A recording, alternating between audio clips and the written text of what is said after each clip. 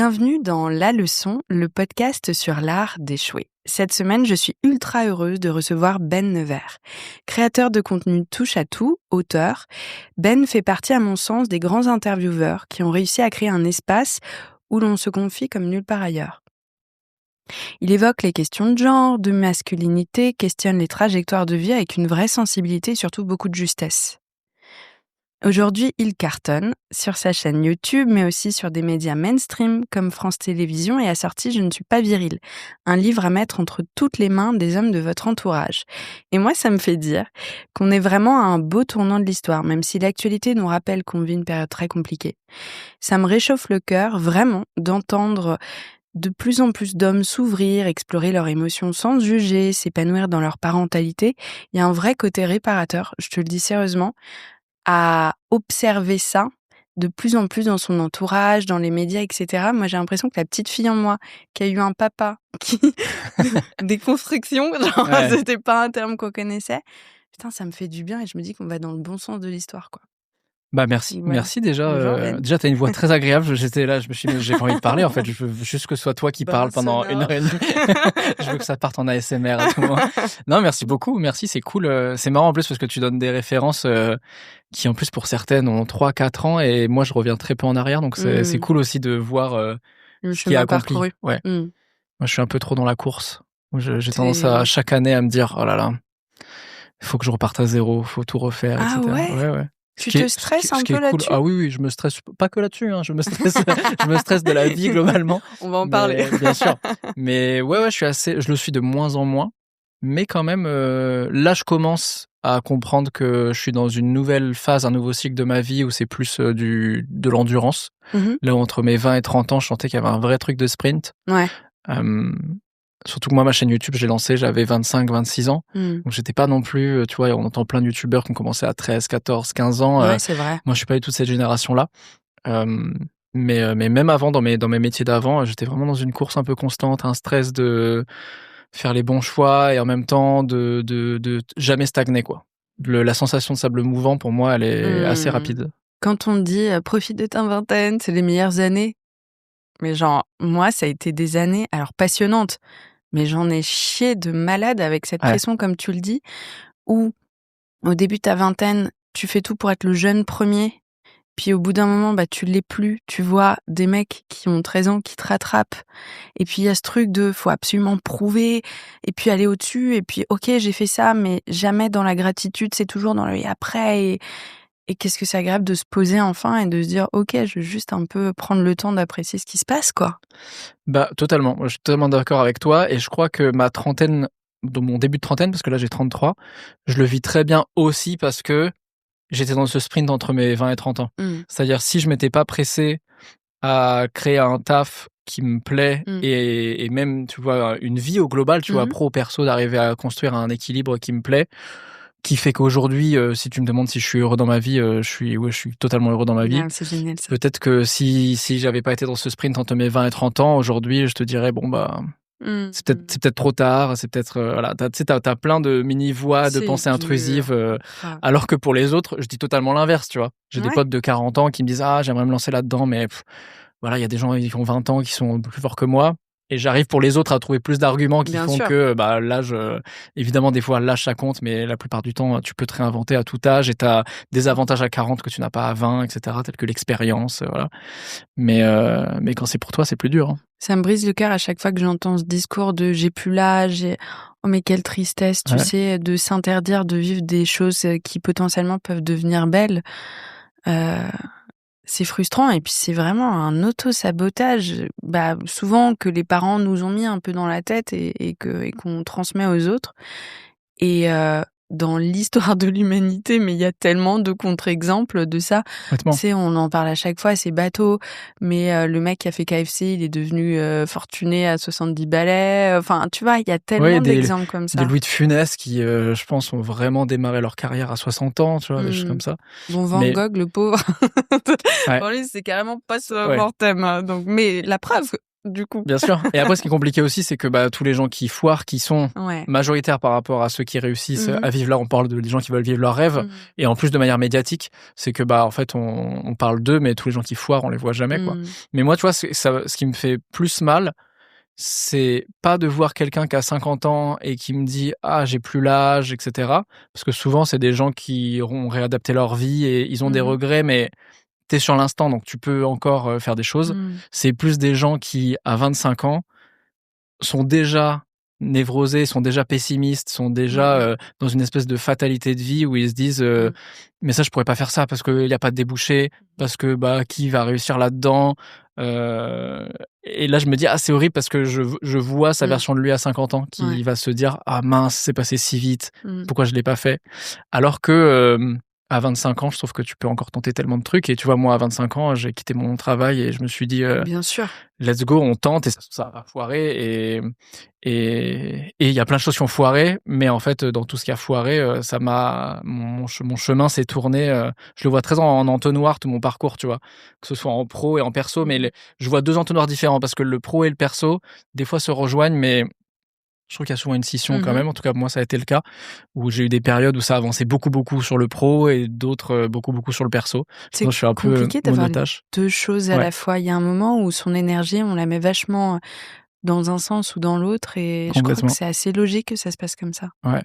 Mais en tout cas, tu vois, je vois cet entonnoir où au début, 16-17 ans, je tente plein de trucs, ça me correspond pas trop, et puis d'expérience en expérience, j'essaie toujours d'aller vers quelque chose qui me correspond un peu plus. Et là, en entonnoir, sur la fin, là, de plus en plus, j'arrive à être aligné 100% avec ce que je kiffe faire. T'étais quel genre de profil à 16-17 ans? Est-ce que t'étais le mec un peu casse-cou qui se disait « Ouais, vas-y, je tente plein de trucs, il y avait plein de potes », ou alors est-ce que t'étais celui qui disait « Non, justement, je suis pas capable de » et qui se mettait un petit coup de pied au cul? T'étais comment à cet âge-là?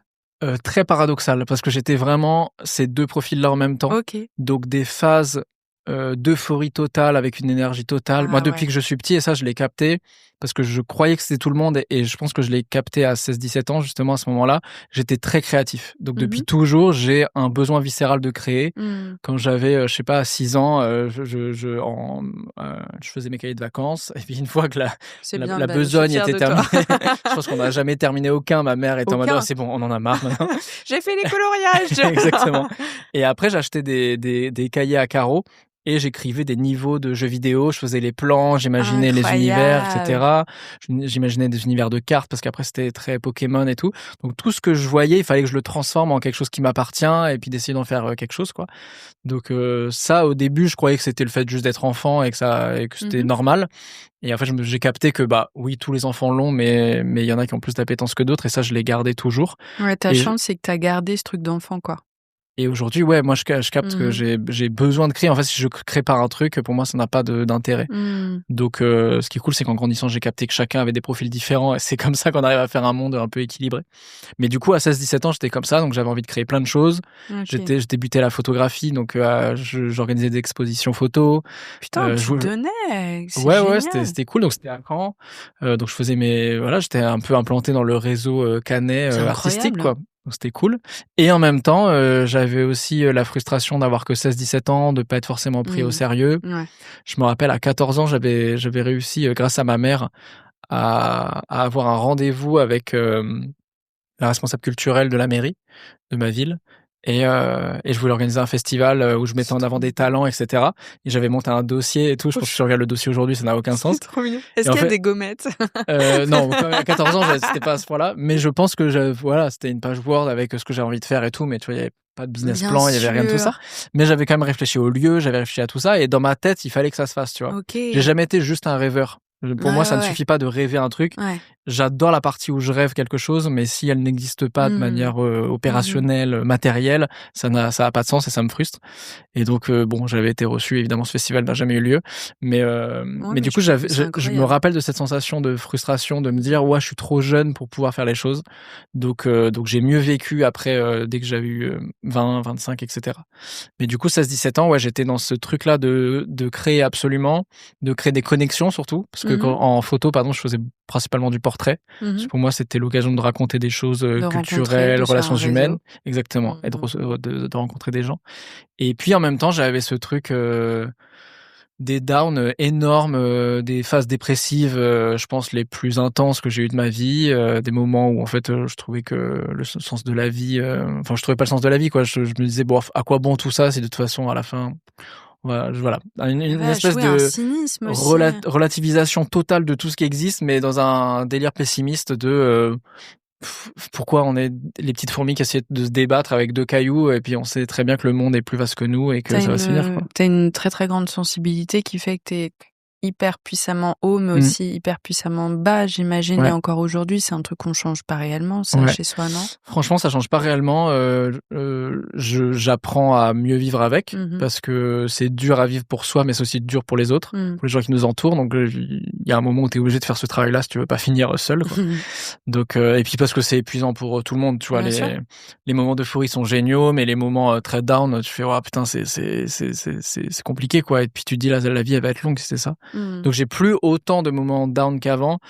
On va dire que c'est la courbe, tu vois, la courbe qui faisait ça avant, on va dire que maintenant elle fait ça, quoi. Ok, donc c'est possible. Donc, ma psy m'avait dit que chez moi c'était pas possible. Cool. Il faut peut-être changer de psy en fait. 70 €, madame. Ah vous, c'est mort. Ah non mais vous. Non, elle m'avait dit faut. Horrible. Ah je peux rien pour vous, hein. Désolé. Pourtant j'en ai fait des années d'études, mais là j'en ai vu des cas. Vous connaissez le mot fatalisme? Voilà. Non, mais elle m'avait dit, il faut juste accepter cette partie-là chez toi, parce que je me disais, moi, je suis fatiguée de ressentir les choses. Déjà, on se moque de moi depuis toujours, parce que je suis en mode, un pissenlit, tu vois. Et tout le monde est en mode, un pissenlit. Tu vois ce que je veux dire? Alors, l'idée, c'est pas de taire tes émotions, en tout cas, tu vois. C'est parce que là, c'est pire. Et là, on devient la génération de nos darons, qui testent leurs émotions et qui, en fait, soit se barrent avec une meuf de 20 ans de moins à la crise de la cinquantaine. Ils vont chercher un paquet de clopes et... Exactement. Soit sont hyper violents, soit, tout ce que ça implique, soit derrière font des handicapés sociaux avec leurs enfants. Mais l'idée c'est de réguler quand même, tu vois, c'est d'accueillir l'émotion, mais justement de mieux l'accueillir. C'est presque l'idée, c'est de l'accepter à tel point que tu n'as plus aucune frustration avec tes émotions, quoi. Ouais, il y a un grand truc, tu sais, quand on dit gérer ses émotions, c'est une phrase bateau qu'on entend partout, mais concrètement, ça se passe comment, tu vois? Et il y a tout ce truc après, ok, j'entends, je gère, mais alors je gère comment? Moi, je fais ce grand travail d'essayer de m'observer et de me dire, ok, c'est intéressant, dans tel cas, je réagis de cette manière-là, bon, bah voilà, je laisse passer. Et ça, c'est un petit moyen concret que j'ai mis en place pour littéralement gérer ces sensations par moment, parce que... comme dit ma psy, ça chez moi, voilà, quand je suis triste, je suis très triste, et puis quand je suis heureuse, je suis très heureuse, et j'observe des gens qui sont plus avec une mini courbe, et ça a l'air bien, quoi, tu vois, ça a l'air paisible, mais ça fait partie de nous. Complètement. Moi, je crois que le fait de créer des choses, ça m'aide, et je crois que mon métier aujourd'hui, il m'aide beaucoup. Tu vois, là, il y a pas longtemps, je me suis fait casser, désosser ma voiture dans mon parking, tu vois. Okay. Donc quand t'arrives, ta vitre elle est pétée, ils t'ont arraché la banquette arrière, enfin t'as plus rien et tout. Le premier truc que tu te dis bon bah je vais me mettre en PLS, vas-y, quelle flemme, je peux pas emmener mon fils chez ma mère en Normandie parce qu'il y a plus de siège auto, il y a plus d'arrière de voiture, il y a plus rien, je sais pas combien ça va me coûter, faut que j'aille porter plainte. Enfin, tu sais, tu penses à tous ces trucs là. Donc t'as un sentiment, un moment t'as un truc de colère énorme, t'as un truc de tristesse, tout ça se mélange et tout. Et donc pareil, moi j'ai un truc maintenant où je l'accueille en personnage principal, c'est à la troisième personne, c'est-à-dire que je me vois moi comme un personnage d'une série ou d'un truc. Trop. Et en fait, ce qui est cool, c'est que à travers les réseaux, je suis déjà un personnage de série, tu vois. C'est-à-dire que pour les gens, je suis Ben Never, tu vois. Donc à ce moment-là, le premier truc pas le premier truc, d'abord je prends en photo et tout, je reste quand même pragmatique, mais après j'en rigole parce que tu vois, après j'ouvre ma boîte à gants et en fait je fais une story où je monte ma voiture qui est explosé, il y a plus rien, et je sors le truc et il y a un booster Pokémon et je dis, ah, les tocards, ils ont pas réussi à avoir ce qu'ils voulaient et tout, et tu vois, ça me permet juste d'en rire un peu. Et rien que de faire ça, en fait, ça m'a permis d'accueillir quand même les émotions, de me dire, ah vas-y, de relativiser, de dire, vas-y, il y a plus grave, enfin, mon fils, il est chez moi, tout le monde est en bonne santé, moi, j'étais pas dans la voiture. Il reste ton truc Pokémon. Exactement, c'est du matériel. Tu vois. Je vais appeler l'assurance, ils vont prendre en charge, on va réfléchir à tout ça, chaque chose en son temps. Je suis pas en galère non plus, tu vois, j'ai une aisance financière qui fait que je peux louer une voiture si j'ai vraiment besoin. J'habite à Paris, donc je suis obligé de prendre la voiture pour ces trucs-là. Enfin bref. Tu fais un pas de côté. T'as des trucs rationnels qui arrivent, là où, franchement, il me serait arrivé ça il y a 10 ans. Mais je pense que je cassais l'autre rétroviseur, tu vois. Je partais dans une colère, où vraiment c'était un truc de j'en voulais au monde entier. j'en voulais à moi, enfin, tu vois, tu remets tout en question. Et le problème, c'est que, et notamment moi, la colère était un vrai sujet, parce que autant les moments euphoriques de joie, bon, bah, en vrai, c'est rare que ça ait été handicapant dans ma vie, tu vois, tu sais, les flaveurs, puis sur le lit, voilà, de pleurer devant un coucher de soleil, des trucs comme ça, t'es en mode, bon, ok, c'est stylé, tu vois. À la limite, socialement, les gens peuvent se marrer un peu, mais c'est pas gênant. Autant la colère, déjà, c'est une émotion qui est l'émotion qui met le plus longtemps à partir, donc à redescendre. Je sais plus le ratio, mais tu sais, On sait juste pas comment la sortir, genre, c'est pas une émotion qu'on apprend à sortir aussi. Complètement. Et c'est une émotion qui démarre au quart de tour, qui monte très très vite et qui a une redescente très lente. Vrai, donc la colère peut te bouffer une journée entière. Sur un truc, tu peux t'énerver en voiture contre un mec, ça va te pourrir toute ta journée. Mais une vie entière, je pense. Et après, à échelle, t'as raison, il y a des gens, c'est une vie entière. Ouais. Parce que moi, je trouve que c'est hyper intéressant. Pour moi, c'est un sujet super intéressant, la colère. On est tellement entre podcasteurs parce qu'on est en train de sortir des phrases. Je pense que j'espère que ça intéresse les gens aussi. Ouais, j'espère. Enfin, c'est pas de la branlette intellectuelle parce que les émotions, on les vit tous. Et en plus, je le dis sincèrement, mais tu sais, je viens de me voir. Moi, c'est vraiment mon sujet préféré. Faut accueillir la colère, mais la colère, elle existe et c'est ok. En mais fait. de baffe. Mais je trouve que c'est intéressant parce que j'avais lu un truc sur la colère en disant les hommes, on vous autorise pas. Putain, ça y est, je sens que je suis rouge. On vous autorise pas à ressentir les émotions, sauf celle de la colère qui est autorisée socialement. Bien sûr. Et les femmes, c'est tout l'inverse, tu vois. Et moi, cette colère-là, je l'ai vachement intériorisée parce que c'est juste une émotion comme une autre. Enfin, il y a un moment, c'est normal de ressentir de la colère comme de la joie, de la tristesse, etc. Et moi, je me suis provoqué des maladies. Ouais, bien sûr. Quoi, des zonas, des trucs comme ça. Alors, j'ai fait un zona. Ouais. Le classique, quoi. Le classico. Beaucoup d'angines. Ouais. Parce que j'avais la gorge qui se serrait, parce que c'était souvent, tu sais, un amoureux qui te... Et puis, tu dis pas, parce que tu veux garder ta fierté. Ouais. En fait, ta gorge, elle se serre parce que tu dis pas, et puis ça s'enflamme. Parce que la colère, le feu, enfin voilà, il y a un truc qui est lié. Et chez moi, c'est vachement redirigé contre moi. Tu vois ? Ouais. Et c'est intéressant quand tu dis que ça met du temps à partir parce que je pense que chez certaines personnes, ça doit provoquer des choses encore plus violentes. Bien sûr. Et parfois, ouais, même toute une vie, quoi. Et t'as raison que moi, tu vois, je parle de la colère. En vrai, aussi parce que je suis un homme, tout comme en fait des femmes vont te parler de tristesse, tu vois, dire moi j'arrête pas de pleurer et tout, parce que en fait on n'a jamais dit à un homme qu'il était hystérique quand il se mettait en colère, alors que pour un degré moindre d'une meuf qui se met en colère pour un truc légitime, on va faire oula, on va se calmer, alors voilà ces règles ou quoi, tu vois, des trucs là, tu fais fou. Okay. Alors que en face t'as un mec qui est 8 fois plus excité, où tu dis ce charisme quand même. De fou. Mon rêve, c'est d'être un jour à une réunion où il y a un mec qui s'enflamme et dire écoute, sors 2 secondes parce que je te sens trop émotif. Cette tempête émotionnelle, on va la calmer là. Ça, c'est mon rêve. Et à contrario, bien sûr. Et après, ça a aussi l'inverse, c'est-à-dire que là où vous avez pas le droit de vous mettre en colère, les hommes n'ont pas le droit de pleurer parce que d'un coup, c'est une forme de faiblesse. Donc voilà, on a chacun. Culturellement, parce qu'en fait, on essaie de dire que c'est naturel, mais ça l'est pas du tout. Culturellement, on a chacun ces choses-là. Mais en tout cas, quand on vit les émotions très fortement, il faut en avoir conscience et puis se dire, OK, donc là, il faut que je travaille sur ces émotions-là parce que c'est celles-là les plus handicapantes, c'est celles-là les plus fortes. Et puis, je crois que j'ai essayé de les repousser pendant très longtemps et en fait, c'est pire. C'est pire parce que, comme tu dis, tu te crées des maladies, c'est ton corps qui reprend le dessus. Et puis t'exploses pour un truc un peu lunaire de bateau, juste parce que t'as aucun recul sur toi et tu sais pas comment te gérer. Là, j'ai la sensation que t'as plus ou moins construit ton mode d'emploi, en fait. Ouais, je pense que chacun... Le Ben Never en kit. C'est ça, il y a des règles... je suis totalement déconstruit, moi. En 1000 parties, moi. Performatif, man. Lego. Vraiment, je suis un Lego, quoi, j'allais dire. Non, mais je pense... En fait, t'as plein de règles communes qui marchent. C'est les trucs, mais bon, tout le monde en parle, mais c'est les techniques de respiration. Ça marche grave. Ces techniques de prendre du recul et de se dire, dans la série de mon film, enfin, tu vois, dans mon storytelling, qu'est-ce que referait le personnage principal dans ce positionnement-là et tout, ça, juste de tout ce qui est prendre du recul en fait. Donc soit cérébralement, soit justement en s'ancrant justement corporellement. Mais après, en effet, chacun compose avec ce qu'il peut quoi.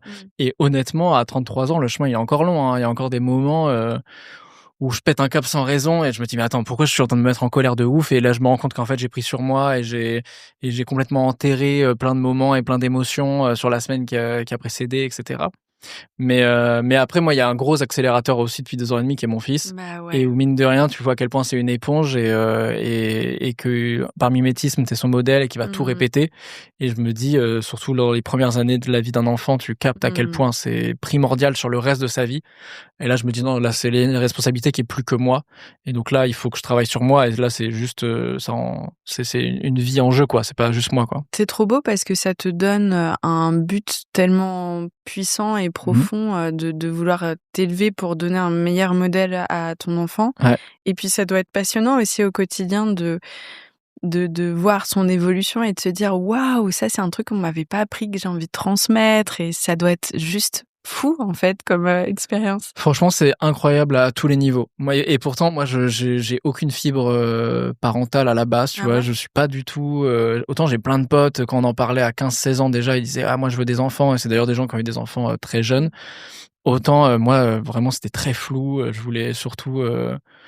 être heureux dans ma vie, mais de manière auto-centrée, tu vois, c'est-à-dire me dire bon bah déjà je vais essayer moi d'essayer d'être assez créatif pour créer mon métier, pour créer un espace de vie où je suis heureux. T'étais tourné vers toi, quoi, Ouais, à bien sûr. cette époque-là. Et puis voilà, et puis c'était très flou, quoi. J'avais l'impression d'être un gamin pendant quand même très longtemps, même si j'avais d'autres responsabilités, mais en autonomie, j'étais très autonome rapidement, mais j'étais encore un gamin, quoi. Bon, après, on est tous à 30 piges, encore un peu des gamins, malheureusement. On est cette génération 90, là, qui est un peu...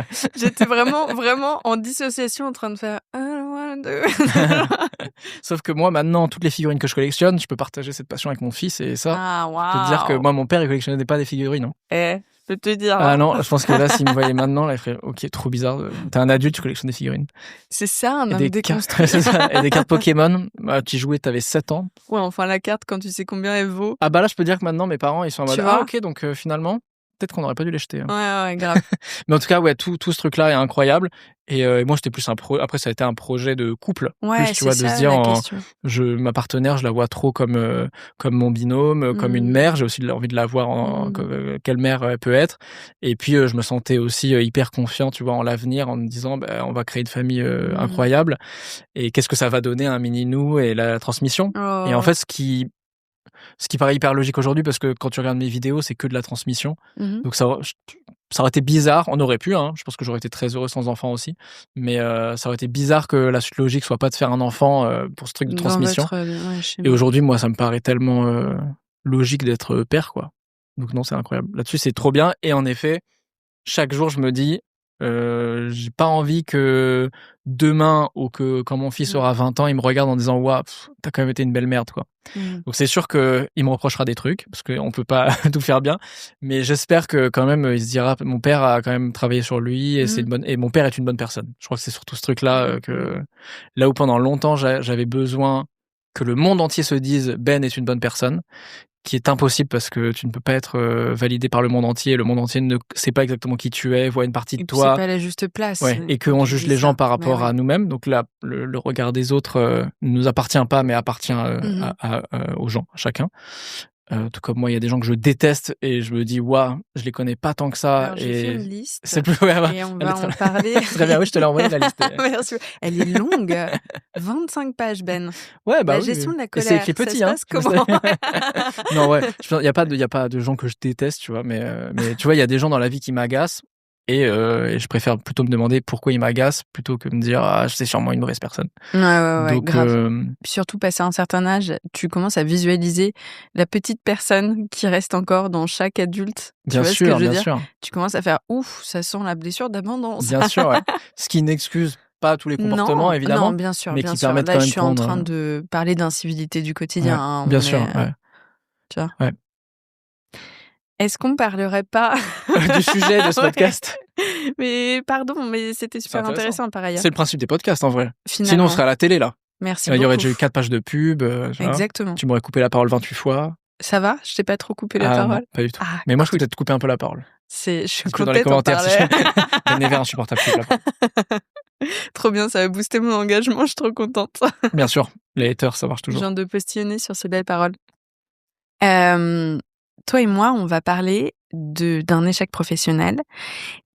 Justement, en parlant de médias mainstream et de France Télévisions, tu me racontais le processus et la petite succession d'échecs qui t'avaient amené à faire ce beau projet. Ouais. Alors, cette histoire, elle est intéressante parce que pour moi, c'est mon cas d'école un peu, OK. où j'essaie de me rappeler de ça dès que j'ai un petit échec aujourd'hui, parce que j'ai pas eu de moments. J'ai des échecs tout le temps, et je pense que d'ailleurs les moments où j'ai pas trop d'échecs, je me dis que c'est parce que je fais pas assez de choses. En tant que créatif, tu es obligé de passer par ce process-là. C'est Ouais. normal? Qui est dur à accepter, mais en Bien fait, sûr. ce qui est dur, c'est de pas le prendre personnellement. Dès que tu prends l'échec, dès que tu as un échec et que tu te dis: «Bah, c'est parce que je suis une grosse merde», voilà, c'est ce que et en fait, c'est pile ce que t'attendais, tu vois? Limite, tu te demandes si t'as pas créé l'échec un peu pour pouvoir t'auto-flageller. Moi, tous les matins devant mon miroir. Horrible, je suis une merde, je suis une merde, je suis une merde. La méthode Coué, génial. Je suis une merde. Ça marche, je suis vraiment devenu une merde. La méthode Coué, attention, pas Coé, hein. Attention, j'ai peut-être un peu mal prononcé. La manifestation Oui, goes wrong. je voyais déjà, genre. Et donc alors, si on remet en contexte, à ce moment-là, je travaille à Caen, je suis salarié, je fais de la photographie, comme je t'ai dit tout à l'heure, et j'ai commencé à me former dans la vidéo parce que c'est un peu ce qui commence à arriver sur les réseaux sociaux. On dit, bah, maintenant, c'est de l'image, et le futur de l'image, c'est de la vidéo. J'ai l'impression d'être un dinosaure quand je dis ça, mais c'est vrai. Et puis, ça... t'avais le nez creux à l'époque parce que... Ouais, complètement. Oui, ça a été, bon, en vrai, tout le monde le disait, tu vois. Mais du coup, je bossais en agence, et moi, évidemment, j'ai grandi avec YouTube. Grandi, c'est-à-dire que je suis légèrement plus jeune que les premières générations, Cyprien, etc. Mais du coup, mon adolescence a été bercée par YouTube, tu vois. Pareil. Où je voyais des gens d'un coup enfin, tu vois, pour moi, c'est peut-être un peu la dernière révolution que j'ai vue de malade, c'est qui m'a vraiment fait un truc où je me suis dit, mais waouh, ok, donc là, on réinvente. C'est-à-dire que on passe plus par la télé. D'un coup, un gars qui se filme dans sa chambre, il parle à des millions de gens, et d'un coup, moi, je me connecte et je vois ce truc-là popper, et c'est génial, quoi. Donc, d'un coup, Internet commençait à avoir plus de sens pour moi, d'un point de vue créatif. Et voilà. Et donc, j'ai ça dans un coin de la tête où je me dis quand même, faudrait que je crée mon propre truc un jour. Et puis vient un jour mes 25 ans, où ça fait 5 ans que je bosse en agence, et je me dis: «Ouah, vas-y, là, il est temps, là. Je commence à fatiguer». Donc le week-end, je crée ma chaîne YouTube, et à ce moment-là, moi, je traînais beaucoup dans les kebabs, dans le monde d'un peu de la nuit, pas boîte de nuit, mais vraiment dans les trucs de la rue, quoi. Donc je rencontre plein de gens hyper intéressants, et je me dis: «Waouh, c'est fou, là, on rajouterait une caméra, il se passerait tellement de trucs». Avec ces discussions qui sont très particulières, passé minuit, où il y a Bien une sûr. sorte de shift qui se produit. Ouais, complètement. Et puis, il y a plus de barrières sociales, etc. Ouais, Marrant. complètement. Et donc, paradoxalement, j'ai jamais tourné la nuit, parce qu'en fait, techniquement, c'est trop galère. Et à l'époque, je pouvais pas tourner la nuit. Enfin, j'arrivais pas, techniquement, je savais pas comment faire. Ok. Donc, et puis j'essaie de cadrer, parce que t'as aussi des trucs qui partent en couille la nuit et tout. Donc, à ce moment-là, je prends quand même des gens de mon entourage, et l'idée, c'est d'aller les interviewer en marchant dans la rue, et voilà, on parle de plein de choses. Plein de choses de la vie, où l'idée, c'était à travers une discussion avec une thématique un peu globale, d'arriver à mettre à l'intérieur, des petites leçons de vie, des choses comme ça, comme on fait là, tu vois, où chacun peut tirer un peu ce qu'il veut, et puis se nourrir de ça sur les semaines à venir, et puis se l'approprier, quoi. Et je me dis, bon, vas-y, c'est hyper intéressant, donc j'ai envie de le faire. Donc c'est le truc de mes week-ends, et j'arrive, je pense, au bout de 6-8 mois à 10 000 abonnés. Oh, ce Donc, qui est vachement ce qui est bien. cool, ouais, de fou. Moi, je suis trop content. Je 6-8 fais à peu mois. près 5 000 vues par vidéo, tu vois, un truc comme ça. Je me dis, Bravo. waouh, il y a un truc qui se Ouais, y a un passe. truc. Ouais. Et c'est pas du tout assez pour en vivre, évidemment. Là, je gagne 0, mais je me dis, putain, il se passe quelque chose quand même. Et il y a un moment où je me dis, bon, j'ai 25 ans, il se passe un truc. Est-ce que je veux avoir le regret plus tard de me dire, peut-être que ça aurait donné quelque chose? Alors que j'ai une situation assez stable, en ce moment, j'ai vraiment la vie pavillonnaire, je tourne ma petite pelouse le Mon week-end, rêve. tu vois? Mon rêve. Je garde ma voiture au fond de l'impasse, Slay. bien sûr, tu vois? Ben, vraiment, tu vois? J'ai cette maison à Caen. Desperate Housewives, Ouais, voilà, ouais. vibe, Bon, j'adore. légèrement plus petite la maison, mais ouais, c'est un peu ça. Et je me dis: «Vas-y, il faut que je quitte tout ce confort-là, parce que là, je suis en train de stagner». Le délire sable mouvant dont je te parlais au début, je crois que là, je vais m'enliser, et je vais me réveiller dans 10 ans, et me dire: «Putain, j'ai fait la même chose là pendant 10 ans». Donc je quitte ça, donc j'ai quand même du chômage, tu vois? Donc je me mets un coussin de sécurité, où je me dis: «J'ai 1 an de chômage, écoute, go, 1 an, je pars m'installer à Paris, c'est là où tout se passe. Et je vais voir ce qui se passe avec l'objectif de dire, je passe de 10 000 à 100 000 abonnés. Là, on dirait un podcast de motivation d'un coup. Écoute, là, je fais 100 000 de CA en 4 ans et je l'ai fait, quoi. Non, mais alors tout le monde investit dans l'immobilier, c'est plus là du tout. Bien sûr, tu me parles de PEL, mais ça n'a rien à voir. C'est de l'investissement locatif qu'il faut. Et t'as remarqué qu'ils sont toujours face à rien. En fait, il n'y a pas de podcast. Bien sûr. Moi, ça, c'est ma fascination. Ça, c'est mon Roman Empire. Mais je crois que ça va marcher, hein, s'ils le font. J'imagine. Je sais pas, j'ai jamais acheté la formation derrière, mais bon, j'imagine que... Moi, ça me fascine les gens qui deviennent riches et qui veulent t'apprendre à comment devenir riche, alors qu'en vrai, les gens vraiment riches, ils gardent leur secret pour eux. Non, mais c'est pire que ça, c'est extrêmement triste. Ils te disent toujours, regarde comme je suis devenu riche, mais ils s'enrichissent sur le désespoir des gens. Oui, et puis c'est pyramidal. Exactement. C'est la pyramide de Ponzi. Oui, c'est ça, là, le nom. Oui, je crois aussi Où, que en gros, c'est tu te ça. sers des gens qui vont te rémunérer et eux-mêmes vont embaucher des gens qui te rémunèrent et t'as créé un truc où t'as un gars tout en haut qui est en mode sur rien, j'ai réussi à devenir riche. Bref. Donc toi, c'était pas ton cas. Donc c'est pas du tout le cas. Mais je me dis, il faut que j'arrive à 100 000 abonnés en 1 an parce que c'est à peu près autour de 100 000 abonnés que je peux commencer à espérer tirer un salaire, tu vois, et à vivre. Un objectif, quoi. Exactement. Je suis là en légitimité, je pense en contrat de marque et tout. C'est là où je vais commencer à intéresser un peu les gens, quoi. Putain, 100 000, c'est énorme. Ouais. Bah, en fait, le pari, il est pratiquement impossible. Hein. En soi, là, si aujourd'hui quelqu'un me dit je veux faire de 10 000 à 100 000 abonnés en 1 an sur YouTube. Faut mettre tellement d'argent déjà pour investir. Bah, même au-delà de l'argent, tu vois, parce que moi, je faisais des trucs qui me coûtaient rien en soi. Tu vois, c'était une caméra, mon micro et je marchais dans la rue, tu vois. Oui, mais maintenant, tu mettrais beaucoup d'argent dans le fait de sponsoriser tes vidéos et tout, non? Ah non, je pense pas. Ah ouais, même pas? Ouais. Non, parce que sur YouTube, je parle en particulier. Je connais moins les autres réseaux, mais non, enfin tous les autres réseaux d'ailleurs. Je pense que moi, je conseillerais jamais de mettre de l'argent à un créateur qui débute, d'essayer de sponsoriser et tout, parce que tu te mets dans un mindset déjà où quand tu fais tes vraies stats, je pense que c'est horrible. Tu te dis ah ouais, donc c'est ça mes vraies stats, alors que quand tu t'habitues à tes stats, tu vois une vraie progression juste. Oui. Et puis surtout, tu rentres dans un truc algorithmique où en fait, tu vois qu'il faut mettre des thunes tout le temps, et tu te crées pas un vrai engagement aussi. C'est-à-dire que l'idée, c'est quand même de te créer une communauté de gens qui sont des habitués. Là, je pense ton podcast, t'as des gens qui t'écoutent depuis des années. Ah, moi, j'ai pas la thune pour sponsoriser, donc vraiment, c'est organique. Hein. Mais tu vois, t'as quand même ce truc-là où tu vois que rien n'est fake et tu pourrais essayer de sponsoriser pour dire je vais accueillir plus de gens, mais en fait dans l'eau faut mettre je pense tellement d'argent pour que dalle. C'est comme de la prospection où tu te dis que en prospection globale, parce que j'ai fait ça les appels téléphoniques, t'es dans la borne et tu fais bonjour, est-ce que ça vous intéresserait un abonnement? Bref, horrible. Mais en général, si tu fais 3% de transformation, c'est bien, quoi. Donc, si tu vois les thunes que tu mets avec un 3% de transformation et le 3% de transformation, c'est potentiellement quelqu'un qui va vraiment regarder ta vidéo, mais qui va peut-être pas regarder les autres. Donc, tu te dis, il y a peut-être 0,5% de gens qui vont transformer. Bon, autant pas mettre d'argent, autant tout investir dans du vrai contenu, dans ce que tu veux vraiment faire et tout. T'as vu que je viens d'avoir ta formation en ligne, mais de manière gratuite, là? Évidemment. Parce que c'est pas beau, évidemment, ça. C'est entièrement gratuit. Et c'est pas fini. Waouh. Donc bref, je me dis là 0, 100 000, voilà. Mais c'est un objectif que je me mets là, tu vois. En vrai, t'avais de l'ambition, quoi. Bien sûr. Et ce qui se passe, c'est qu'en fait, pendant 6 mois, je passe de 10 000 à 40 000 abonnés et ça stagne totalement, tu vois. Ce qui est déjà génial. Ce qui est énorme, mais en fait, rapidement, je me dis, bah moi, j'arrive à la fin de mes économies, je rentre à Caen et je retrouve un taf et il y a un truc en moi où je me dis, putain, je suis persuadé que ça va marcher. Je me dis, là, en fait, ça peut pas s'arrêter comme ça, c'est impossible. C'est intéressant. Et je suis quand même dans un double mood, comme je te disais au début, de ma personnalité qui est des moments euphoriques où je tourne un truc, je me dis, ça va être génial. Et des moments où je suis en PLS chez moi et pendant une semaine, je sors pas, je suis au fond de mon lit et je me dis, mais je suis vraiment une merde, pourquoi j'ai tout lâché Tellement comme toi. Tu comprends le truc, quoi. Je comprends trop. Et à ce moment-là, tu vois pas d'avenir en plus. À ce moment-là, tu n'as aucune ressource en toi pour te dire, bien sûr, ça va marcher. Et en plus, t'as un espèce de truc où tu crois en un truc céleste qui va te tomber dessus d'un coup parce que t'es en train de te morfondre, alors qu'en fait, c'est dans ce mood-là que tu perds juste du temps. Enfin, ça marche pour certaines personnes, mais puis pas pour d'autres. Cette réalité, elle est là aussi. Moi, j'ai du mal à me dire que ça marche pour des gens. Moi, je l'ai vu. Il y a des gens. C'est céleste. Moi, je sais que mon parcours, il est pas là. Que mon pouvoir, il faut que que j'aille le chercher moi-même, tu vois. C'est des parcours. Toi, tu vois des gens, parce que je pense qu'on a une vision très erronée de la vie et de la réussite des autres. Toi, tu vois des gens qui n'ont rien fait et c'est tombé. Je dis pas qu'ils n'ont Ouais, littéralement. Et c'est souvent ensuite leur parcours à eux, c'est de déconstruire cette idée du syndrome de l'imposteur.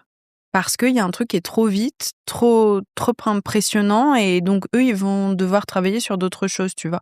Moi, le syndrome de l'imposteur, je l'ai jamais eu parce que ça arrivait tellement lentement que chaque petite étape, je suis allée la chercher moi-même. Ça ne m'est jamais arrivé d'avoir un projet qui me tombe dessus, par exemple, tu vois. Et il y a des gens pour qui c'est le cas, et je le vois, et eux ont d'autres problématiques. Ouais. Voilà. Chez toi, c'était pas ça, et t'es allé chercher. Bah, en tout cas, moi, j'ai jamais été productif de rien dans les moments où je me morfondais et où j'attendais un truc qui me tombe. Bah ouais, Ça a toujours été dans les l'énergie, elle est moments pas où mon énergie était plutôt positive que les trucs bien sûr. arrivaient. Je dis pas que ça arrivait dans la journée où j'étais positif, mais en tout cas, ça me permettait de commencer à semer des trucs qui Ouais. derrière allaient fonctionner. Et bref, il y a un moment où je me dis, vas-y, il faut que j'arrive à faire un truc faut que j'arrive à développer des nouveaux concepts. Donc, je teste plein de trucs qui marchent plus ou moins. OK. Et à un moment, je me dis, vas-y, il faut que je trouve un format. Là, à ce moment-là, j'ai pas trop de format. J'ai testé des petits trucs, mais qui marchent plus ou moins. Mais là, je me dis, il faut un truc identifiable, Ouais. visuel, quoi. Mmh. Et donc, je me dis, bon, bah, let's go, je vais faire un format dans un Tipeee. Où je me dis, trop bien, le Tipeee, lié à l'enfance, tu vois. Où je me dis, Mmh. moi, quand j'étais gamin, quand on invitait mes potes, quand on était dans un Tipeee, on imaginait 1000 trucs, c'est génial. Et donc, je peux faire des interviews liées à l'enfance, où je sais pas, il y a un truc un peu Sécurisant. cloisonné, le seuil huis clos, un peu, tu vois. Et bref, je mets tout en place. À ce moment-là, je trouve un agent qui arrive à me dégoter une marque pour financer. Je me dis, putain, c'est génial, Bravo, on va y grave. arriver. Je commence à chercher des invités. Il y en a un ou deux qui sont chauds. Je me dis, vas-y. Et on est à peu près à 2 semaines du tournage. Et là, je vois, à l'époque, il y avait une émission qui s'appelait Crac Crac de Monsieur Poulpe sur OK. Canal+, et qui était une émission autour de la sexualité. Et là, je vois l'extrait qui sort où je vois Monsieur Poulpe sous un Tipeee avec McFly et Carito. C'est une blague. Et je me dis, oh non. Et je vois Monsieur Poulpe qui met une story.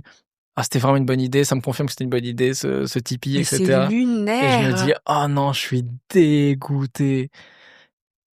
On se connaît pas du tout à l'époque avec Monsieur Poulpe, hein. Ah Donc non, mais vraiment, c'est genre l'idée, ah ouais.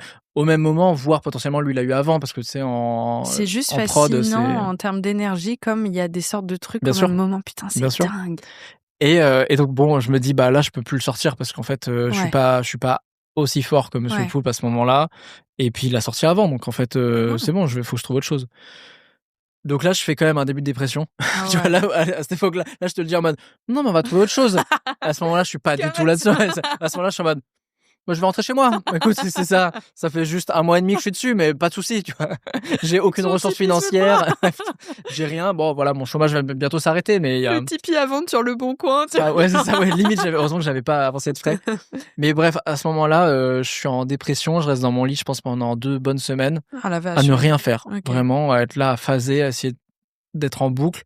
Ce qui est la pire chose à faire aujourd'hui, tu vois. Aujourd'hui, quand je bloque, je pars marcher et je Ouais. change de point de vue. Ouais. Je mets mon corps en activité, En etc. mouvement. Exactement. Donc la pire chose à faire, c'est rester vraiment inactif, complet. Mais pour autant, c'est la seule chose qu'on a envie de faire. Donc c'est compliqué, tu vois, de se dire, ah non, mais il faut vraiment que je fasse l'inverse de ce que j'ai envie de faire à ce moment-là. Quoi qu'il Voilà. arrive. Donc tu composes avec ça. Je voyais la fin de mon chômage arriver. Je me suis dit, bon, vas-y, tant pis. Et j'ai un moment, du coup, où je suis en train de regarder le plafond à 4 heures du matin et où je suis en train de me raconter plein de trucs.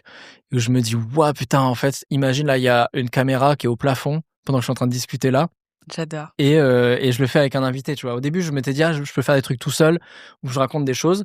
Et après, je me suis dit, non, mais à la base, moi, ce qui me plaît, c'est d'échanger avec des gens. Donc, je me dis, mais ouais, alors on met un invité. Et puis, je me rappelle, je sais pas si t'as vécu ça, mais tu sais, quand tu vas dormir chez des potes, et tu dors avec ton pote, Sur un et en fait, pyjama. et tu discutes pendant des heures, et t'éteins, et en fait, tu tapes des fous rires, et puis, en fait, tu discutes pendant je sais pas combien de temps. Et même en couple, c'est un moment, je trouve, incroyable et privilégié où j'ai l'impression qu'on fait totalement tomber le masque Ouais. dans un lit. Ouais, c'est vrai. Tu vois? Sans parler de sexualité, Ouais, c'est vrai. juste ces discussions-là, un peu dans la pénombre, c'est parfois là où t'oses avouer des trucs hyper deep. Ouais. Ouais, parce que t'as l'impression que le temps se ralentit. Mmh. En plus, tu te regardes pas vraiment, donc t'as un espèce de truc Oui. de liberté. En plus, des fois, t'es dans le noir total. Mais là, t'as raison. Tu sais pas s'il y en a un qui va s'endormir à tout moment, qui va plus te répondre. Et donc, je me dis, ah, vas-y, c'est trop bien. À l'époque, il y a un média qui me contacte et qui dit, bon, voilà, on est en train de chercher des nouveaux visages de notre média. Est-ce que ça te dit de nous proposer un projet? Et il me contacte trois jours après que j'ai l'idée de Insomnie, tu vois. Je leur dis, ah bah ouais, j'ai un truc qui s'appelle Insomnie, donc on fait le rendez-vous. Ils me disent, vas-y, go. Donc, on part pour le pilote. J'arrive à avoir un premier invité pour le pilote. Et je me dis: «Bah, c'est génial, ça peut être trop bien et tout».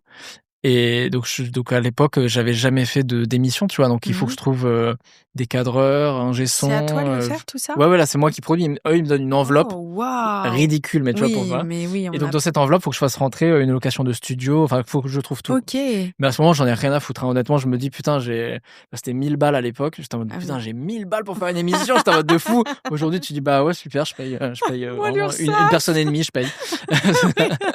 Donc oui, et en plus, bon, si tu as les impôts derrière et tout, Tu c'est mort. 700 €. Ouais, mais en tout cas, je me disais: «Ça me permet de financer». Donc je fais tout rentrer dans l'enveloppe OK. et donc je me fais une journée, j'arrive à avoir un bête d'invité en plus, où je me dis: «Putain, lui, ça va être incroyable, c'est un épisode pilote qui va trop leur plaire et tout». J'écris l'émission. À ce moment-là, je veux faire un truc un peu mi-fictionné, tu vois? Je veux avoir plein de mini-séquences un peu, tu OK. vois? Entre le format court et puis une interview, plus longue, quoi. Et je me dis: «Vas-y, go, on va le faire». Le matin même, donc tu as avancé tous les frais et tout, le matin même, l'invité annule. Non, je t'ai vécu ça, c'est Et terrible. tu te dis, bah, et en fait, ça aujourd'hui, un invité qui m'annule, ça dépend pourquoi. Certains formats, je m'en fous un peu. Sur les 3/4 des formats, quand même, c'est chiant. Le matin même, tu vois, il est 7h du matin, tu dois tourner à 9h, tu es en mode, bah, et puis moi, à l'époque, j'ai aucun réseau, tu vois? C'est-à-dire que je suis vraiment en mode: «Eh bien, je suis à Paris, mais je connais Bah, personne d'où était et je mon vais» couteau? et j'ai avancé tous mes frais. Donc en plus, il va falloir que j'explique à la marque que j'ai rien fait avec leurs 1 000 balles, tu vois? Et puis en plus, dans ces cas-là, c'est compliqué quand tu as pas l'expérience de pas, le prendre ultra personnellement en disant, «Mais l'univers, j'essaie de trouver des Bien solutions sûr. et pourquoi, Ouais. pourquoi tu as À ce tragédie moment-là, grecque, quoi?» l'avantage, c'est que je suis entouré par, l'équipe qui est là. OK. Et du coup, si j'avais été solo, je pense que là, je me serais mis en boule, j'aurais été en mode: «Putain, c'est pourquoi c'est possible?» Là, je me suis dit: «Vas-y, faut pas que je me voile la face, il faut justement que je garde, tu vois, un peu la tête haute, il y a une équipe qui est Mmh. là et tout, c'est moi qui mène le bateau, en fait. Mmh. Je suis le locomotive du truc, si moi je lâche, Tant mieux ça va partir d'ailleurs. en couille et tout». Ça te permet de Ouais, rester, ouais, et puis je me dis: «Bon, il est 7h30 du matin, j'ai toute la journée pour potentiellement trouver un autre invité». Qui bon, tu vois, je me dis: «Bon, c'est impossible en vrai», mais je sais pas, des fois, tu pisses des trucs en toi, tu te ouais, dis: mais «Vas-y». c'est dans ces cas-là où on fait des merveilles aussi, hein. Souvent, ouais, moi je crois Ouais. beaucoup en l'énergie du désespoir, tu vois? Ce De truc fou, de l'art de la de guerre où fou. tu es en mode: «S'il y a pas d'issue, Grave, on va combattre maintenant». grave. Et à l'époque, donc moi j'avais fait un tournage, peut-être 2 semaines avant avec Amy LTR, qui était une youtubeuse qui à l'époque faisait des sketchs. Elle avait commencé avec du make-up, sketch et tout, et puis elle venait de passer le 1 000 000 d'abonnés, c'était une meuf qui était très en place et tout. Je lui dis: «Ah vas-y», on s'était vu 2 fois, je pense, tu vois? Je lui dis: «Vas-y», je lui envoie un message en lui De disant: toute «Est-ce façon, c'est maintenant, est-ce que ça te dit?» Et elle me répond, elle dit: «Vas-y, je viens, mais à condition incroyable.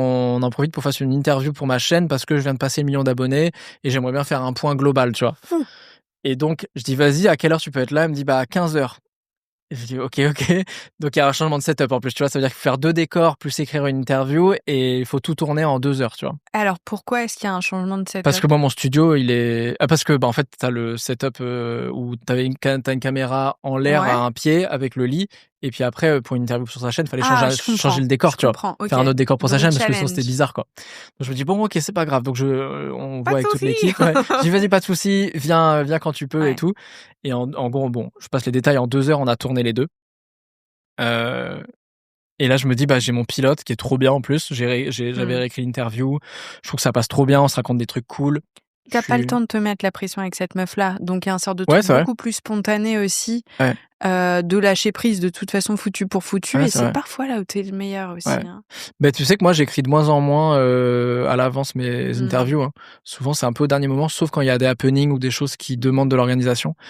Mais sinon, je me rends compte que déjà, c'est beaucoup en veille. C'est-à-dire qu'il y a plein d'invités potentiels où j'ai déjà 1000 questions à leur poser, tu vois? Auxquelles j'ai OK. réfléchi, où je me dis: «Ah, là, j'écris en 5 minutes», mais en fait, ça fait 2 ans que dans ma tête, Bien j'ai des sûr. questions en veille, quoi. Et puis tu un mec curieux, enfin il y a un sort de truc aussi que quand tu es tourné vers l'autre, ça vient spontanément, Ouais, et ça, je crois que c'est un vrai conseil pour tous les gens qui font des interviews. C'est poser des questions qui vous intéressent. Parce que putain, le nombre d'interviews que tu regardes où en fait tu vois très bien que le journaliste pose une question C'est vrai, qu'il faut poser, mais où en fait tu as l'impression que le journaliste s'en bat les couilles de la c'est question. vrai. Donc si lui-même s'en bat les couilles de la question, tu sais que L'énergie, elle est pas là. souvent l'invité a entendu cette question plein de Ouais. fois, et souvent, bah, l'invité, il a pas envie de répondre non plus, quoi. Alors que quand tu as une vraie question, c'est là qu'elle est hyper originale et que c'est animé, tu vois, et que ça peut rebondir, et cetera. Tu trop raison. Donc je me suis rendu compte qu'en fait, il fallait que je Mmh. décomplexifie, Ouais. mais bon, de base, hein, ma chaîne, ça a toujours été des questions qui m'intéressaient et tout. Mais voilà, je me mets moins la pression là-dessus, donc tu as raison. Et bref, je fais quand même une ellipse parce que sinon l'histoire va être trop longue. Le média me Et lâche. puis je vais devoir rendre un moment le studio et ça m'emmerde. Jamais. Le City. Combien de temps il nous reste? Il y a la tante Quechua qui C'est ça. Bref, le média me lâche, il me ghost. C'est pas vrai. Ouais, il me ghost et je me dis ouais, je suis là avec cet épisode et ils reviennent vers moi plus tard, mais parce que cauchemar. Ouais, et moi je vois le temps passer surtout parce qu'il me ghost, ça prend 1 mois et demi. Mais moi, ça veut dire qu'il me reste plus que 3 mois, tu vois, d'économie, tu vois. Et puis parce que je me suis pas rémunéré sur le pilote, tu vois. Bah évidemment, et puis tu dois être en mode bon, ils prennent leur temps, 3 semaines, Bien 3 sûr, semaines et bien demie. sûr. Dans ces cas-là, tu sais pas encore comment ça fonctionne, que ça pue la merde, donc Ouais. j'imagine que t'es plein Bah, d'espoir. en vrai, tu sais que ça pue la merde. Souvent, je trouve qu'on a tous le feeling où on sait que ça pue la merde, Ouais, mais après, c'est est-ce que on passe le cap de se dire ça pue la merde et j'accepte que ça pue la merde. Ouais. Tu vois, dans un couple, souvent, tu vois, avant la rupture, Ah bah oui. il y a plein de moments où tu peux ne pas l'avoir vu venir, mais souvent, il y a quand même tous les signes étaient en face de toi, tu vois. Et t'es en mode, je suis quelqu'un d'intelligent, je suis pas teubé, j'ai un feeling, mais est-ce que j'accepte la vérité, tu vois. Et donc c'est ça dans tous les trucs de ta vie. Ouais, c'est vrai. Et donc là c'était pareil, tu vois. Tu peux pas accepter, mais en même temps, j'étais en mode bah c'est la seule opportunité que j'ai de potentiellement vivre de ma passion, tu vois. Bref, ça se fait pas. Ce qui est faux en plus. Sur le coup, c'est souvent faux, ouais, c'est vrai. Tu dis c'est le seul truc, il faut absolument que ce soit ça parce que sinon je ne vivrai jamais de ma passion. La preuve, je suis pas sûre que c'est avec ça que tu te sois fait le plus de moulaga. Non, mais quand même, ça, in fine, tu vas voir la fin de l'histoire, c'est quand même, ça m'a permis de lancer d'autres trucs derrière. Et en fait, c'est plus que je trouve que quand tu démarres un projet, c'est compliqué de démarrer plein de choses. Aujourd'hui, là, je suis à un stade où j'ai 1000 trucs de prévus. Donc, s'il y en a 2 qui se font pas, c'est pas la fin de mes projets, tu vois. C'est 2 qui se font pas et c'est pas grave parce qu'il m'en reste plein d'autres. Mais c'est vrai qu'au début, t'es tout seul, tu sais pas, et puis tu mets beaucoup d'énergie à apprendre, à faire les choses. Donc, c'est vrai que c'est un projet qui s'arrête, que tu avais prévu, c'est la fin du monde. Je comprends tout à fait, mais ce que je te disais, c'est drôle parce que finalement, c'est ta chaîne YouTube qui devient par la suite ton job principal, celui le plus rémunérateur, qui t'offre d'autres opportunités. Mais on a été élevé dans un monde où YouTube n'existait pas encore, bien sûr, où on attendait le contrat de sainte télévision pour exister. Déjà médiatiquement, mais aussi de manière rémunérée, quoi. Complètement. Et quand tu dis à ce moment-là, et moi je me le suis dit 1000 fois, si ça le fait pas, c'est mort de chez mort. Alors qu'en fait, t'as tellement d'autres ressources et tu peux gérer ça solo par ailleurs, donc c'est assez marrant. Complètement. Petit aparté. Ah. Et bref, je me dis, bah vas-y, j'ai rencontré France TV / pour un autre projet. Je leur propose à ce moment-là. Je leur dis, j'ai un pilote, il m'appartient. Je me dis, bah, on va transformer ce truc-là, où du coup, bah, ils m'ont financé un truc, juste eux, ils veulent plus le faire, mais la vidéo m'appartient, tu vois. Donc, je le propose à France Télévisions. Ils me disent, ah, c'est intéressant, on le passe en commission. Commission, c'est 1 mois, tu vois. Je me dis, non, mais là, j'ai plus le temps. Restait 1 mois? Ouais, il me reste 1 mois. En même temps, je me dis, je vais pas rester juste à attendre comme un connard. Donc, à ce moment-là, je vois que aux États-Unis, il y a un truc incroyable qui est en train de se mettre en place. C'est des gens qui mettent un micro sur une table et qui parlent. Putain, et ils appellent ça des podcasts. Oh, mais what? Et je me dis, mais c'est génial ça. Ouais, c'est pas mal. À l'époque où en France, dans le divertissement, dans les formats longs, on n'est pas du tout dans l'ère d'aujourd'hui, tu vois. Bah ça, tu vois, je te parle de ça, c'était il y a 8 ans. Donc 2019. On est encore sur des formats 8 minutes, beaucoup de sketchs. Il y a encore beaucoup de fiction, là où la fiction s'est mise à moins bien marcher après. Mais à ce moment-là, il n'y a pas de podcast, tu vois. Et moi, à ce moment, je me dis, mais moi, j'ai des trucs à raconter. Et il y a un truc qui me manque. Là, c'est vraiment, je te fais une aparté side project, mais je me dis, il y a un truc qui me manque, c'est que j'ai trop envie que, avec tous mes potes mecs, on arrive à discuter de vrais trucs, tu vois. Là, on n'arrive pas à avoir des vraies discussions. Ça, c'était vraiment en amont t'étais très précurseur sur ces réflexions-là. Ouais, et en même temps, je pense qu'il y avait déjà dû avoir MeToo à ce moment-là, ou c'était peut-être en même temps, plus ou moins. Ouais, c'était quand même après. Donc il y avait quand même des premières prises de conscience, et surtout que moi, à ce moment-là, j'avais écouté beaucoup de podcasts, tu vois, Les couilles sur la table à l'époque, tous ces podcasts-là qui étaient tenus par des meufs, et toutes elles avaient le même discours de dire, mais quand est-ce que les mecs vont prendre leur responsabilité d'en parler aussi, tu vois, et puis de se dire qu'il y a un problème chez nous, donc il faut qu'on règle le problème aussi entre nous, quoi. Ouais. Donc je m'étais dit, vas-y, j'ai plus rien à perdre, je le fais, on le tente. Et donc, je lance ce truc-là entre mecs en même temps, que je tourne juste. L'été arrive, et France TV me dit, bah non, en fait, on comprend pas le format, il y a des moments un peu fictionnés, on comprend pas, on sait pas dans quelle case le mettre. Okay. Et à ce moment-là, je me dis, si France TV / qui est censé être la télé pour les jeunes, qui brise un peu les codes, etc., qui est sur YouTube, me refuse, personne ne va l'accepter. Je me dis, bon, bah là, j'ai 40 000 abonnés, je le poste sur ma chaîne. En 1 semaine, ça fait 350 000 vues. Tous les commentaires disent le format est génial. Tu prouves mon point là. Et je me dis mais putain incroyable, donc ça veut dire que là j'y croyais et personne n'en voulait. Tout le monde disait c'est un peu bizarre, on sait pas. Bref, France TV Slash me rappelle pour me dire il est génial ce format. Alors nous on y croyait depuis le début. Est-ce que ça vous dit est-ce que ça te dit qu'on en signe 5, on fait 5 pilotes, on teste. Donc à ce moment-là, je dis oui parce que j'ai vraiment pas une thune et j'ai pas d'ego là-dedans, tu vois, je me dis pas vous n'en vouliez pas et maintenant, tu vois. Mais par contre, tu vois, à ce moment-là, ils me disent est-ce que tu as d'autres trucs parce que là, je sais pas, d'un coup, ils captent que potentiellement je peux avoir des trucs intéressants. Et je dis bah là, j'ai un truc qui s'appelle Entre mecs, j'en ai tourné 4, c'est 4 mecs autour d'une table, on parle de masculinité et de comment être un homme aujourd'hui, tu vois. Est-ce qu'il y a une autre manière d'être un homme avec plus de sensibilité, etc. Et là, ils disent on est trop intéressés et à ce moment-là, c'est là que je me dis, faut pas mettre tous les œufs dans le même panier. Et je crois de fou en Entre mecs. Là, ils me proposent 5 émissions de Insomnie. Ça va me permettre, ça me laisser, je sais pas, 5 mois pour vivre, en gros. Ouais. Et donc, sur ces 5 mois-là, je me suis dit, bah là, je peux tester Entre mecs, en fait.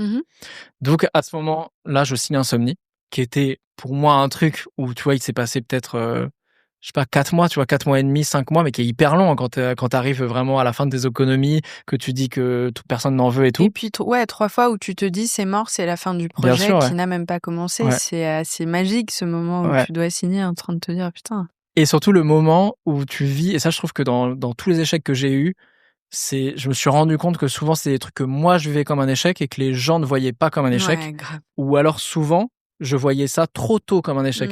C'est-à-dire que je me disais, c'est mort. Et bah, fini. Mort. Alors qu'en fait, t'es qu'à la première étape et il te manque 4 autres étapes. Ouais. Et souvent, tu vois, il y a une image, peut-être pour la retrouver, je crois qu'elle existe en plein de versions. C'est ce mec qui est en train de creuser dans une mine. Oui, et il fait demi-tour. Il fait demi-tour et en fait, il lui est resté ça à creuser pour avoir le diamant, mais il en peut plus parce qu'il a tellement creusé. Ouais. Et moi, cette image, je l'ai souvent, tu vois. Je me dis, mais attends, je suis à quelle étape du moment où ça transforme en réussite? Waouh, cette phrase, elle est hyper puissante. Bah, ce sera un extrait en reel, j'imagine. Bah, je pense que je vais faire un petit insert. Évidemment, avec une musique de motivation. Et là, mais vraiment la crypto-monnaie, moi j'y retourne. Et ma formation en description, s'il vous plaît, c'est dans la bio. 500 € avec une super promo, plus qu'à 100 €. Bizarrement. Ouais. Et il y a un petit compteur où vous n'avez que 1 heure. Mais si tu retournes demain, ce sera encore le même compteur. C'est marrant, hein. C'est assez marrant. Ah là, qu'est-ce que ça m'énerve, ça.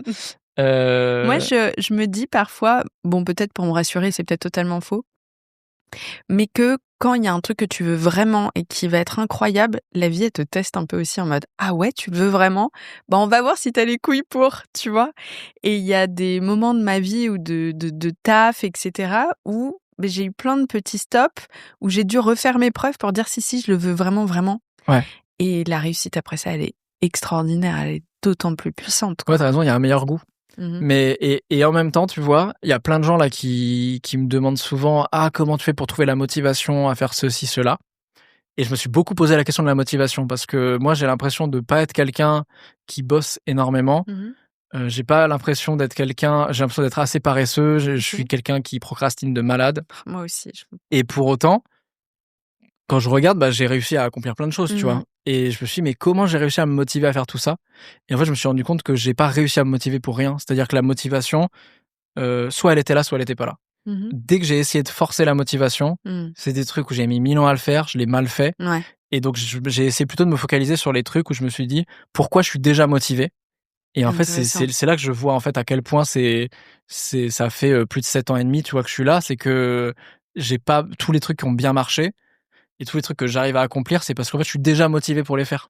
Donc j'ai pas un sentiment d'effort énorme. Il y a des trucs chiants dans les étapes, évidemment. Parce que rien n'est un truc où je me balade et je fais et j'encaisse l'échec et c'est génial. Exactement. Je fais non, je suis sur le chemin de la réussite. Donc évidemment, ça veut pas dire que c'est facile. Mais par contre, je sais que si de base, je dois me dire comment je vais trouver la motivation c'est mort. Je peux pas le faire. Donc j'essaie maintenant de me focaliser sur quelles sont les choses qui me motivent. Et là, je sais que ça va dérouler beaucoup plus facilement. Et maintenant, l'avantage, c'est qu'en plus, j'en suis à un stade où les choses qui me motivent pas, je peux les déléguer à des gens qui savent très bien faire. Et voilà, je peux bien m'entourer plus. Parce que il y a des gens qui sont très motivés par des choses qui ne me motivent pas du tout. Ouais, il y a un truc très instinct animal chez toi où il y a quelque chose. Je suis un animal. Ça aussi, ce serait un extrait. Bien sûr, évidemment. Mais juste ça. Je suis un animal en boucle. Est-ce qu'il est vraiment en train de déconstruire sa masculinité? Je suis un prédateur, en fait. Tu vois, ok, trop bizarre, on comprend pas l'extrait avec. Ça a été sorti de son contexte. Le vrai visage de Ben Never. Ce sera le titre de l'épisode. Bien sûr, évidemment. Je pense que ça a dû déjà être pris. Hein. Oh non. Oh, je pense que ça doit exister déjà. Ouais, je pense. Ok, je ne vous invite pas à aller diguer, sortez, à aller faire des câlins aux arbres, faites d'autres choses de votre vie plutôt que non, ou faites-vous votre propre avis aussi. Tu vois, je trouve que c'est bien de regarder un peu tout. Mais oui, c'est instinctif en tout cas, ouais, t'as raison. Mm-hmm. Parce que je pense qu'on a déjà, on a tous un instinct, mais on a beaucoup trop rationalisé l'entièreté de nos vies. Ouais, tout ce qu'on fait dans notre vie, c'est rationnel. C'est, tu vois, le fameux truc de je vais faire un tableau pour et contre et je vais aller là où il y a le plus de pour ou de contre, tu vois. Bah ouais, mais c'est en fait, si t'as un nombre infini de pour, parce que c'est un super job, c'est un truc que j'ai vécu, tu vois. Super job, c'est hyper bien payé, il te paye ton logement, sécurité de l'emploi, potentiellement tu pourras évoluer dedans. Tu dis, waouh, le pour, il est énorme. Mais le contre, c'est, je ne suis pas heureux quand je me lève le matin. Bah, il y a qu'un seul contre versus 10 pour, mais le contre, il est tellement énorme, en fait, juste, il surpasse tout, quoi. Donc, cette rationalité-là, elle marche pas, quoi. Mais c'est plus comment je me sens dans ce que je suis en train de faire, est-ce que je suis aligné, et qu'est-ce que j'ai vraiment envie de faire, quoi. Et c'est ça qui fait que, même si tu craches un jour ou deux parce que c'est dur par moment, etc., c'est ça aussi qui fait que tu te remets en selle et que tu fais, ok, je m'en rappelle de cette flamme, parce qu'il y a un truc qui est un peu indescriptible là-dedans, c'est quelque chose, moi je crois beaucoup à l'intuition, et je pense que, voilà, à l'heure actuelle, c'est un sujet qui, quand même, met un peu tout le monde d'accord. Je ne sais pas comment l'expliquer, mais je le sens tellement dans mes tripes que le truc, petit à petit, se met en marche et fait que tu te relèves. C'est un peu, je suis en train de dire un truc un peu l'eau ça mouille, quoi, mais non, c'est un vrai sujet. Bah en fait, moi, franchement, j'ai eu une période où toutes les phrases un peu simplistes m'énervaient. Et pour autant, il y a plein de phrases simples que je relis aujourd'hui. Je me dis, c'était ça, ok. Quand tu commences à le ressentir dans ton corps. Ouais. Ouais. Mais tu vois, parce qu'en fait, plus tu intellectualises les trucs, souvent, plus tu t'éloignes de la vérité. Juste, il y a des trucs qui sont juste là sous ton nez et il faut pas essayer de mettre une surcouche de plein de choses. Ouais. Parce que c'est aussi pour ça que tu arrives à trouver plein d'excuses de pourquoi t'as pas réalisé ton rêve, tu vois. Tu dis, rationnellement, en fait, à ce moment-là, je pouvais pas parce que truc. Non, mais en fait, est-ce que t'avais envie de ça à ce moment-là? Oui. Pourquoi tu l'as pas fait? Ça, c'est la théorie, hein. Évidemment. Après, il y a plein de cas de figure qui font que.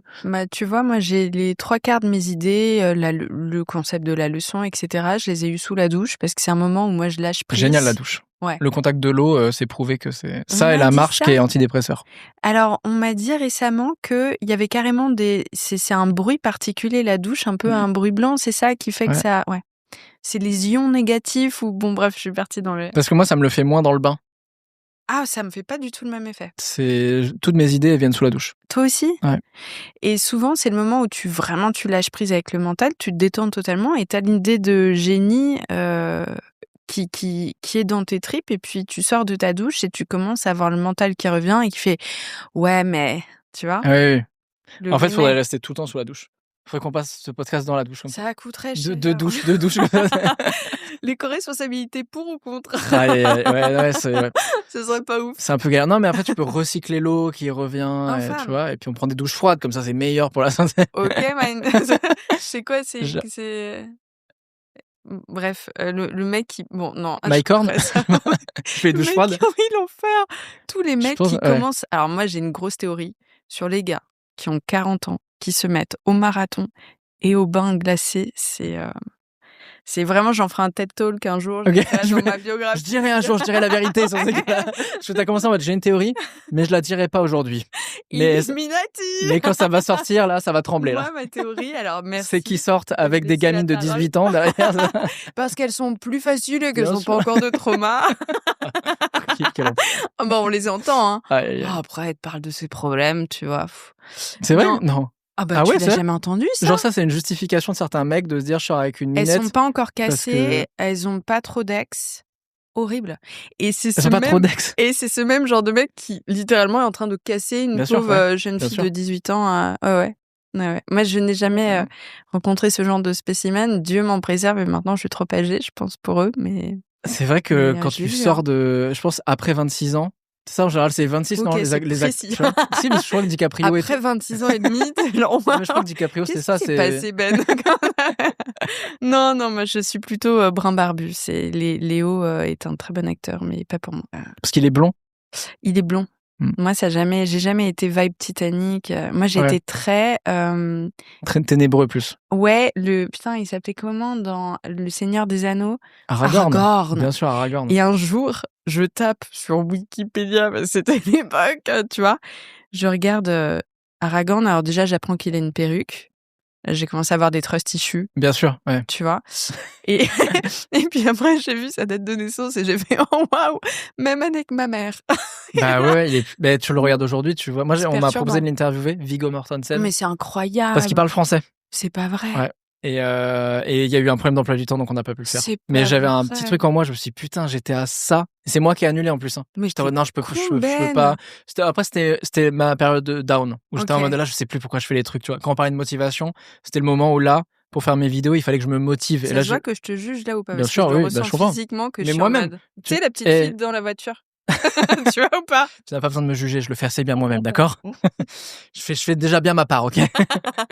Mais ouais, je capte. Mais ouais, non, moi c'était plus, tu vois, des Emma Watson et tout, mais en fait c'est des gens qui sont pas beaucoup plus âgés que moi non plus, donc. Pour repenser à cette période-là et cette métaphore hyper intéressante du petit mineur qui casse la roche et qui ne sait pas que juste derrière se trouve une mine de diamants. Ouais. Qu'est-ce que t'aimerais dire au toi qui a envie de tout lâcher, qui est dans son lit à l'époque, qui regarde le plafond et qui fait mais en fait flemme quoi, ça fait 4 fois qu'on me fout des bâches, à quoi bon? C'est compliqué, moi j'ai toujours peur de me donner un conseil à moi-même et de changer le cours du destin, tu vois. Je me dis ouais, tu sais, c'est vraiment retour vers le futur quoi. Tu sais, tu changes un élément en croyant bien faire et en fait t'éclates tout. Parce que je crois que tous les échecs que j'ai vécus, ils ont été, c'est bateau hein, ce que je veux dire, mais ils ont été obligatoires pour déjà savourer les réussites et puis pour comprendre que l'échec n'était pas la fin en soi. Et je pense que ce qui est compliqué à vivre, et encore plus évidemment, on pourrait en parler des heures, mais encore plus dans notre culture française qui est quand même très basée depuis l'école sur le shaming de l'échec, tu vois, on monte du doigt, la dictée où à chaque erreur, chaque échec que tu fais, tu perds, etc. La manière dont sont codifiés tous les examens, etc. Ouais, le système de notation, tout. Et puis, tu sais, on est alors évidemment, le système américain a plein de tares, mais où eux, par exemple, ils laissent beaucoup plus la chance, tu vois, aux gens. Là, nous, on va plutôt dire, alors, c'est quoi tes diplômes et tout. Et une fois que tu as eu tous ces trucs-là, t'as ta chance, tu vois. Ouais, ce qui crée aujourd'hui des gros problèmes de gens qui sortent d'école et on leur dit, bah, vous avez pas assez d'expérience et pas assez de trucs. Et tu dis, bah, oui, mais laissez-moi ma chance, en fait, à un moment, tu vois. Et puis, tu peux gagner nulle part quand tu réfléchis. Bien sûr, ouais, t'es dans une impasse, quoi. Et donc, t'as même l'impression, du coup, c'est toi la merde, quoi.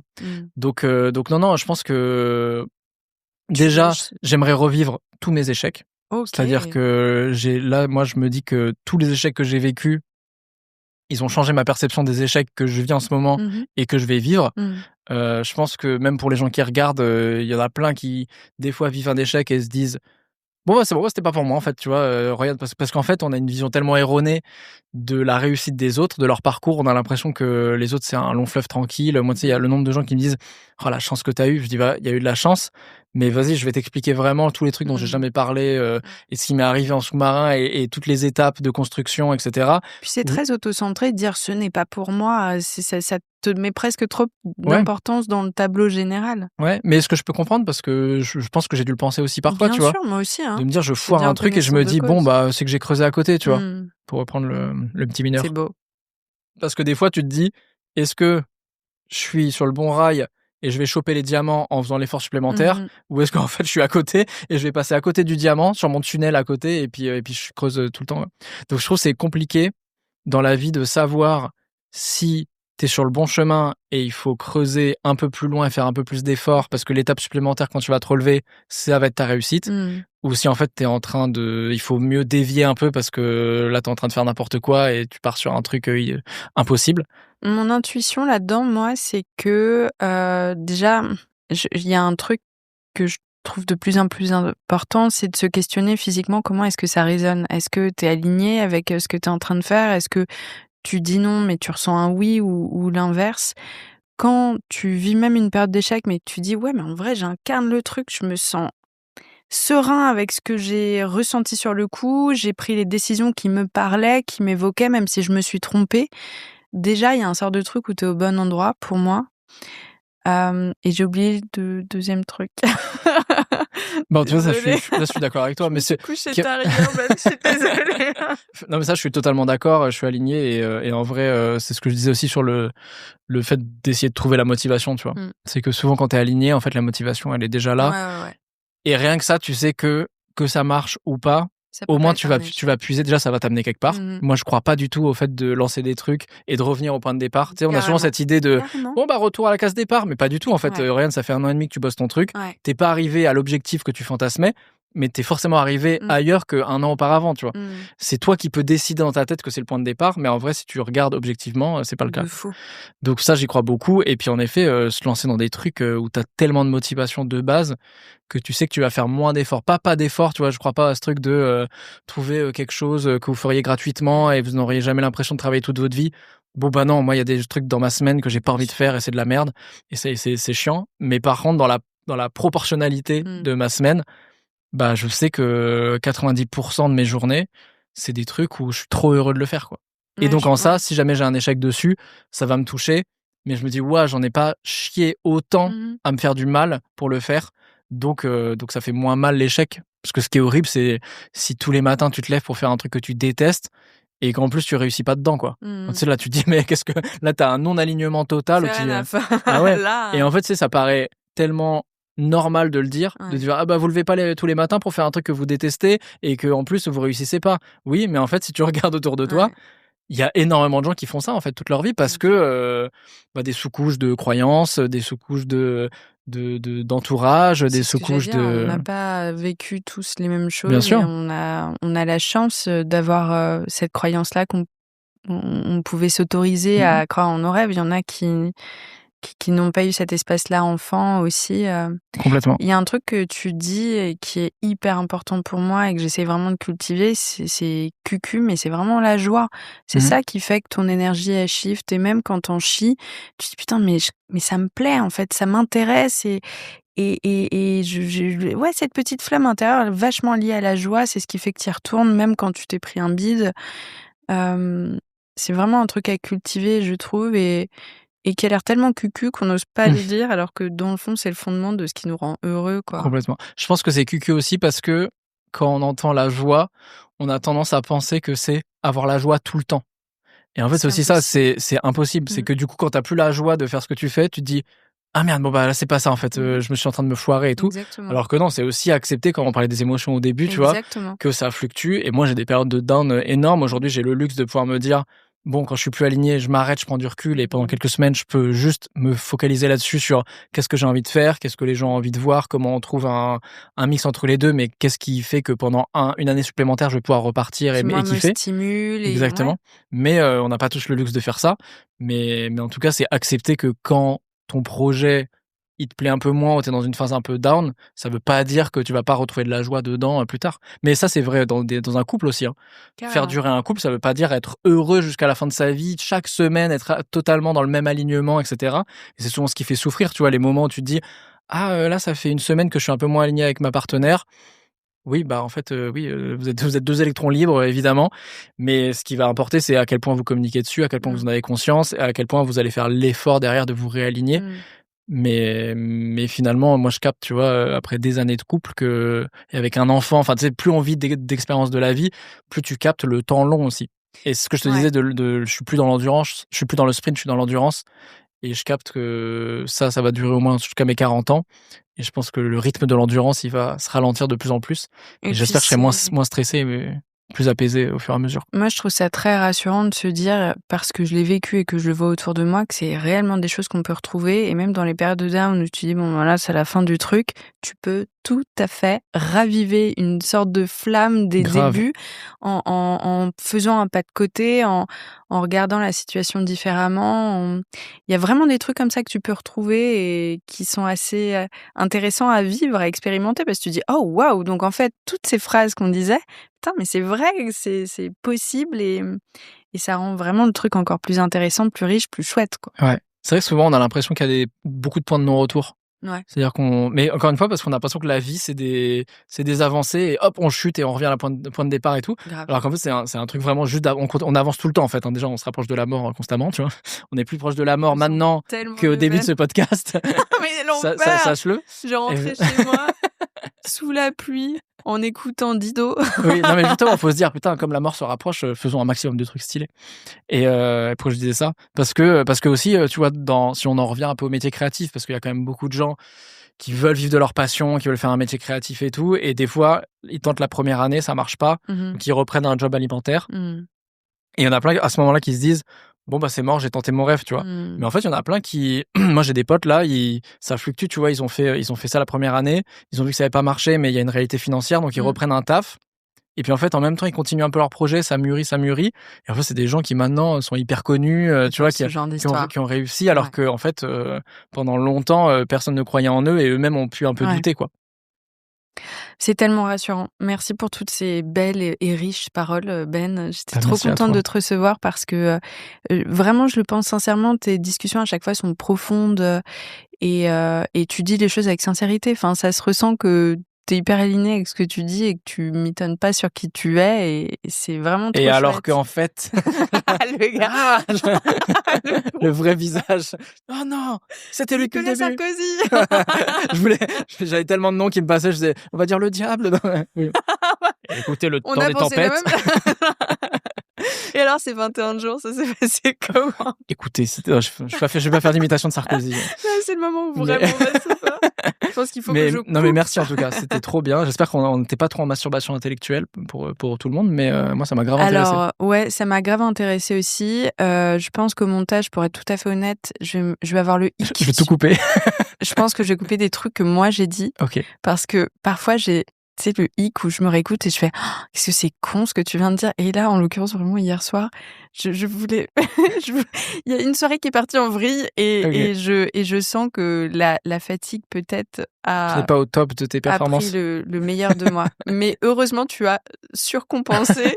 Mais attention, méfie-toi parce que des fois on a l'impression de dire des trucs cons et des fois c'est ce qui marque le plus. C'est des phrases où toi tu dis mais c'est con de dire ça et des fois c'est ce qui marque le plus les gens derrière. Et vous n'hésiterez pas à me le dire en commentaire. Tu sais quoi, je vais tout laisser. Et puis, laisse tout. Peut-être coupe une petite partie sur. Voilà. Bon, pour toi après. Mais bon, j'ai des flashbacks. Voilà, juste cette petite partie-là, mais après, tu fais ce que tu veux. Ta carrière sur YouTube, tu la veux longue ou quoi ? Oui, c'est ça. On décide en fonction. Je vais te faire cancel tout de suite ou pas, mais bon, après. Tu as changé ta communauté. C'est fait, tu vois. Non, mais t'as raison. Tu lâches prise dès le départ et puis tu reconstruis sur des basses scènes. Merci beaucoup. Merci à toi. J'espère que cet épisode vous a plu. Pour suivre les coulisses du podcast, n'hésitez pas à me follower sur Instagram @Paulette_Grisoni, sur Twitter, podcast LL en majuscule ou sur Facebook, La Leçon Podcast. On se dit à très vite pour un nouvel épisode.